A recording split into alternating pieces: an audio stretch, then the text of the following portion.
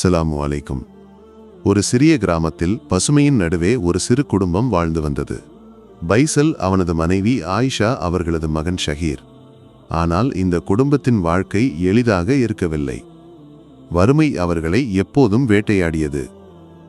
ஷஹீர் சிறுவயதிலிருந்தே இந்த கஷ்டங்களை பார்த்து வளர்ந்தவன். அவனது மனதில் ஒரே ஒரு கனவு, தன் தந்தையையும் தாயையும் இந்த வறுமையிலிருந்து மீட்டெடுக்க வேண்டும். கல்லூரி படிப்பை முடித்திருந்தாலும் ஷஹீருக்கு நல்ல வேலை கிடைக்கவில்லை. இறுதியில் ஒரு ஹோட்டலில் மாதம் 7000 ரூபாய் சம்பளத்தில் வேலை கிடைத்தது. ஆனால் இந்த குறைந்த வருமானத்தால் குடும்பத்தின் நிலையை மேம்படுத்த முடியாது என்பது அவனுக்கு புரிந்தது. ஏதாவது பெரிய விஷயம் செய்ய வேண்டும், ஒரு தொழில் தொடங்க வேண்டும் என்று ஷஹீர் யோசித்தான். ஒரு நாள் ஷஹீரின் பழைய நண்பன் ரஷீத் வந்தான். உன் வாழ்க்கை எப்படி போகிறது என்று கேட்டபோது ஷஹீர் மனம் திறந்து பேசினான். ரஷீத், என் குடும்பத்தை இந்த துயரத்திலிருந்து விடுவிக்க வேண்டும். 60000 ரூபாய் கிடைத்தால் நான் ஒரு தொழில் தொடங்குவேன். உன்னிடம் பணம் இருந்தால் கொடு, நான் திருப்பி கொடுப்பேன். இல்லையெனில் வருமானத்தில் 40% மாதந்தோறும் உனக்கு தருகிறேன். ரஷீத் யோசித்த பிறகு சொன்னான், எனக்கு ஒரு யோசனை இருக்கிறது ஷஹீர். என் மாமா சவுதி அரேபியாவில் ஒரு பெரிய தொழிலதிபருடன் இருக்கிறார். அங்கு சென்றால் மாதம் 50000 முதல் 60000 ரூபாய் வரை கிடைக்கும். உனக்கு ஆர்வம் இருக்கிறதா? ஷஹீரின் கண்கள் பிரகாசித்தன. அதற்கென்ன ரஷீத், இங்கு சிறிய வேலை செய்து நேரத்தை வீணாக்குவதை விட சவுதிக்கு சென்று பணம் சம்பாதித்து பிறகு இங்கு தொழில் தொடங்குவது நல்லது இல்லையா என்று அவன் உற்சாகமாகச் சொன்னான். நாட்கள் கடந்தன. ரஷீத் தன் மாமாவிடம் பேசி ஒரு வேலையை ஏற்பாடு செய்தான். ஆனால் ஒரு பிரச்சனை, சவுதிக்கு செல்ல 2 லட்சம் ரூபாய் தேவைப்பட்டது. ஷஹீரிடம் 6000 ரூபாய் மட்டுமே இருந்தது. இனி நான் என்ன செய்வேன் என்று அவன் யோசித்தான். ரஷீத் சொன்னான், நீ டென்ஷன் ஆக வேண்டாம்.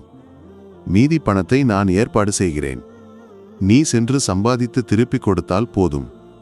அப்படியே ஷஹீர் சவுதி அரேபியாவுக்கு பயணமானான். அங்கு ஹமீத் என்ற கோடீஸ்வரனின் வீட்டில் வேலை கிடைத்தது. ஹமீத் தன் தொழில் காரணமாக அடிக்கடி வெளிநாடுகளுக்கு செல்வான். ஹமீதுக்கு 2 மனைவிகள் இருந்தனர். முதல் மனைவி பாத்திமா 40 முதல் 50 வரை வயது அளவில், அவர்களுக்கு 20 முதல் 25 வரை வயதுடைய பிள்ளைகள் இருந்தனர். இரண்டாவது மனைவி லைலா 24 வயது, மிகவும் அழகானவள். ஹமீத் ஷஹீரிடம் சொன்னான், முதலில் வீட்டு வேலை செய். உன் செயல்பாட்டை பார்த்து பிறகு டிரைவர் வேலை தருகிறேன். ஷஹீருக்கு ஓட்டுநர் திறன் தெரியும். அவன் வீட்டு வேலையும் ஓட்டுதலும் செய்தான். ஹமீதுக்கு அவனது வேலை மிகவும் பிடித்தது. நீ திறமையானவன். ஆனால் ஒரு நிபந்தனை, என் மனைவிகளுடனோ பிள்ளைகளுடனோ பேசக்கூடாது. அப்படி செய்தால் கடுமையான தண்டனை கிடைக்கும். இந்தியாவுக்கு கூட திரும்ப முடியாது. ஷஹீர் பயந்தான். சரி, நான் வேலை மட்டும் பார்ப்பேன் என்று மனதில் சொல்லிக் கொண்டான். 2 மாதங்கள் கழித்து ஹமீத் அவனை முழுமையாக டிரைவராக்கினான். உன் வேலை என்னை எங்கு வேண்டுமானாலும் கூட்டி சென்று திரும்ப கூட்டி வருவது. ஷஹீர் அதை சரியாக செய்தான். ஒரு நாள் ஹமீத் சொன்னான், நான் தொழில் விஷயமாக வெளிநாட்டுக்கு போகிறேன். 7 நாட்களுக்குள் திரும்பி வருவேன். என் முதல் மனைவியையும் பிள்ளைகளையும் கூட்டிச் செல்கிறேன். லைலா இங்கு தனியாக இருப்பாள். நீ உன் வேலை மட்டும் பார்.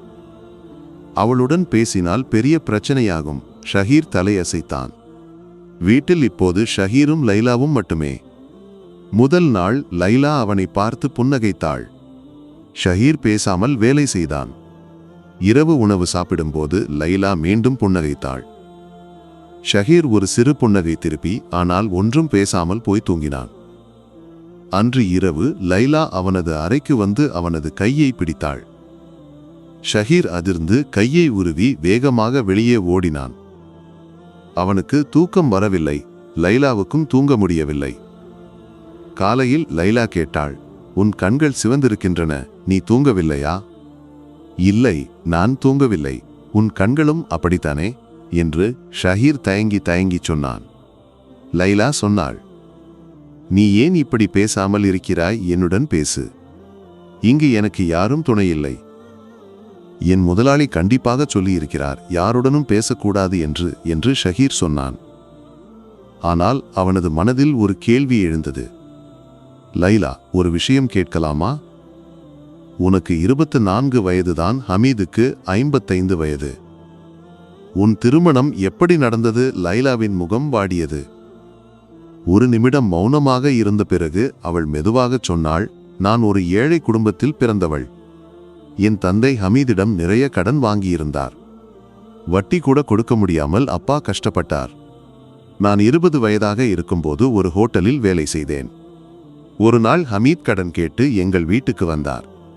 அப்போது என்னை பார்த்து அவருக்கு ஏதோ தோன்றியது. என் தந்தையிடம் சொன்னார், கடனை திருப்பிக் கொடு, இல்லையெனில் உன் மகளை எனக்கு திருமணம் செய்து கொடு. அப்படி செய்தால் கடனை முழுவதும் தள்ளுபடி செய்கிறேன். லைலா தொடர்ந்தாள். என் தந்தை 2 நாட்கள் யோசித்தார். 3வது நாள் ஹமீதை அழைத்து திருமணத்துக்கு சம்மதித்தார். அப்படியே நாங்கள் திருமணமானோம்.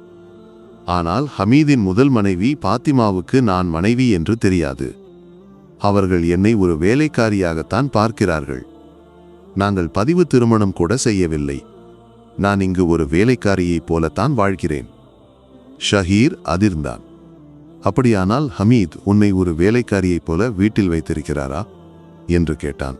லைலா தலையசைத்தாள். அன்று இரவு லைலா மீண்டும் ஷஹீரிடம் பேசினாள். உன்னை பார்க்கும்போது எனக்கு ஒரு ஆறுதல் தோன்றுகிறது. உன்னுடன் இருந்தால் இந்த வாழ்க்கையிலிருந்து விடுதலை கிடைக்கும் என்று தோன்றுகிறது. ஷஹீர் ஒன்றும் பேசவில்லை. அவனுக்கு லைலாவிடம் பரிதாபம் ஏற்பட்டது.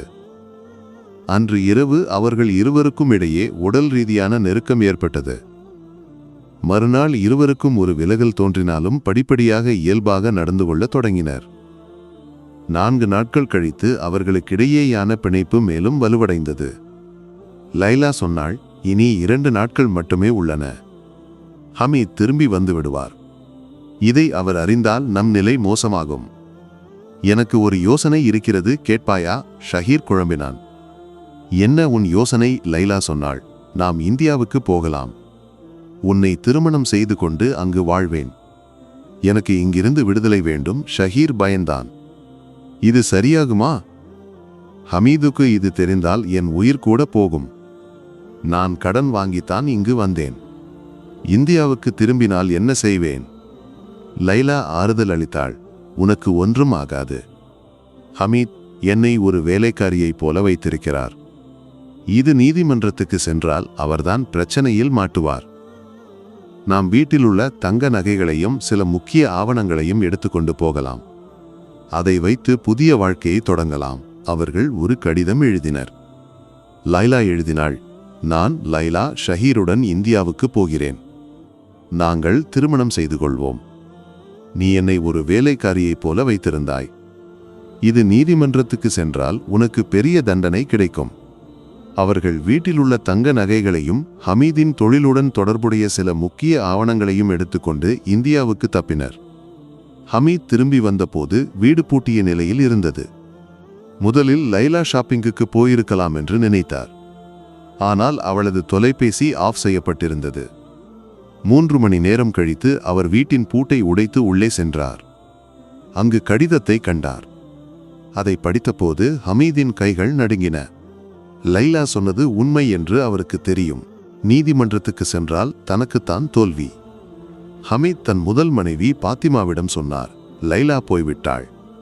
பாத்திமா அதை பொருட்படுத்தவில்லை. ஒரு வேலைக்காரி போனால் போகட்டும் என்று கோபமாக சொன்னாள். ஹமீத் மௌனமாக இருந்தார். ஷஹீரும் லைலாவும் இந்தியாவுக்கு வந்து சேர்ந்தனர். அவர்கள் தங்க நகைகளை விற்று ஒரு தொழில் தொடங்கினர். ரஷீதின் கடனை திருப்பி அடைத்தனர். தொழில் வெற்றி பெற்றது. அவர்களுக்கு குழந்தைகள் பிறந்தனர். இப்போது அவர்கள் மகிழ்ச்சியாக வாழ்கின்றனர்.